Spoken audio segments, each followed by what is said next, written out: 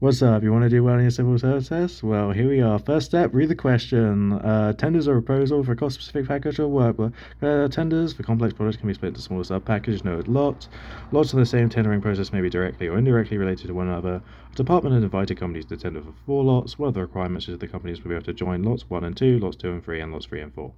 Companies that offer tenders must show how they could join up the different lots that they bid for. If a company does not offer tenders at all lots, it must be willing to work closely with the other successful bidders. This is to make sure there is a smooth process from lot 1 to lot 4. If a company offers tenders for all 4 lots, it may be awarded none, some, or all of the lots it has bid for. The statement is, if a single company bids for lots 1 through to lot 4, they will not have to explain how they would work with other companies. Now, there are 3 levels to this question. The first is the ambiguities point. So there are lots of ambiguity to this that change the answer of whether you think this is true, cannot say, or perhaps even false.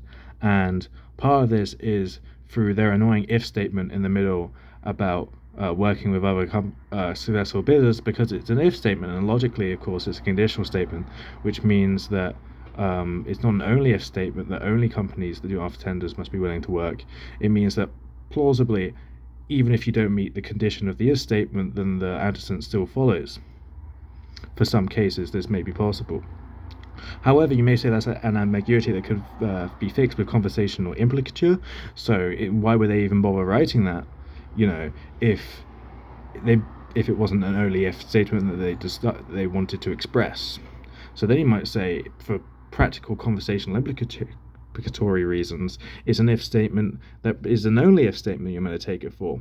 But if you're relying on the conversational implicature for practicality, then it seems for all practicalities that in the final sentence where it's if they offer tenders for all lots, they may be awarded partial. That means, for practically speaking, they may be practically the same situation as a company that doesn't tender for all lots.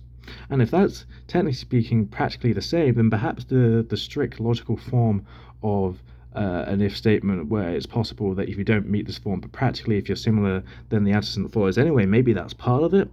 So that's another situation there. And there's a further ambiguity in the final statement that says they will not have to explain how they work with other companies, but in the paragraph it says a company that offers lots will be willing to work closely.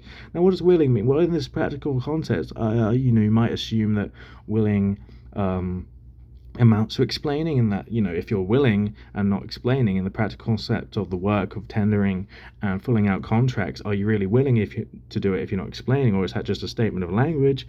Perhaps well it's just a statement and it is not connected to your products, perhaps with some kind of internalism or externalism distinction here. These are the ambiguities you have to think through on level 1. And then you get to level 2, and level 2 is about modeling the Bayesian inference of these uncertainty. Now, maybe you don't have time to officially model these out, and sort of do some pathway models, but you probably ought to do that, otherwise you're fucked, realistically. So, given that there is lots of ambiguities, one of our priors in updating our beliefs should be towards cannot say, because given our ambiguities, this means that even the evidence of something being true in one of the ambiguities for true or false, given that there are loads of ambiguities, there's a higher likelihood of a cannot say answer because it is ambiguous, right? So the ambiguity is sort of an extra factor on the first level true-false ratio, because the ambiguity, that's a second level of updating your beliefs, given that there is ambiguity in the statement. So even if you think one of the ambiguities is more likely to be the correct one than the other, you have to update that with the fact that there is ambiguity towards your posteriors. Now, the third level is that these stupid fucks who make these questions, they're definitely not thinking about second level inference. So perhaps we should just ignore. So the third level is about how much should we ignore the second level, and it's updating of beliefs. And you may say, look, they didn't think about the second question, so why should we consider it? But then there's also the counter argument to that, which you have to consider, which is, even if they didn't intend for you to think about the second level, does the second level modeling of your own certainty of beliefs give a better approximation of what they were intending to do on the first level than without it? So even though I'm pretty sure that they didn't intend for me to think on the second level to update in the, given that there is ambiguity, perhaps that gives me a more precise answer of what they are wanting, because there is ambiguity, than perhaps ignoring the fact they didn't want it to do. Which is why, obviously, the correct thing is cannot say. Now we've updated our beliefs in that direction.